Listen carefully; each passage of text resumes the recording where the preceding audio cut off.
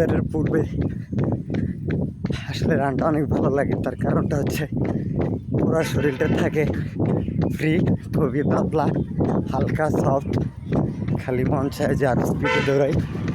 আসলে কোনো প্রেশার না পেয়ে ইজিলি দৌড়াচ্ছে, এই কারণে যে জাস্ট হাফ অ্যান আওয়ার আর 40 মিনিটস রান করবো, দেন টেকিং শাওয়ার অ্যান্ড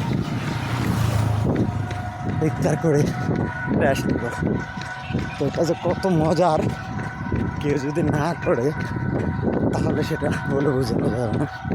আমি গত 2 বছর যাবৎ এটা কন্টিনিউ করে আসছি।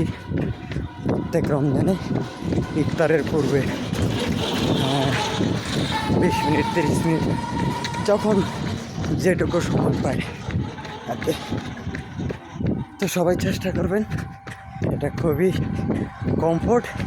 আসলে মানুষ ভয়ে এটা করে না, একবার শুরু করে দেখেন এটা কত মজার। আতঙ্কিত না হয়ে মনে সাহস নিয়ে একবার রাস্তায় নেমে যান, দেখুন আপনার জন্য কত কমফোর্ট। আসলে বলা আছে না, যা আরামেই বেরাম।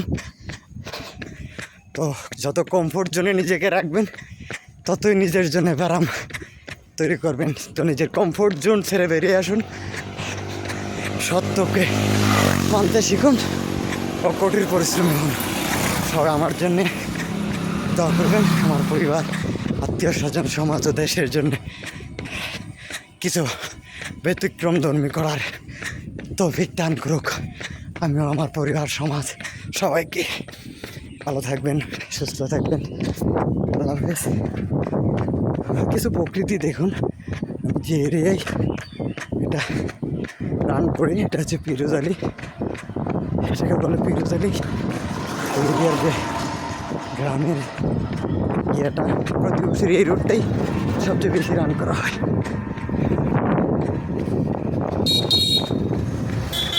ওকে, সবাই ভালো থাকুন, সুস্থ থাকুন, আল্লাহ হাফেজ।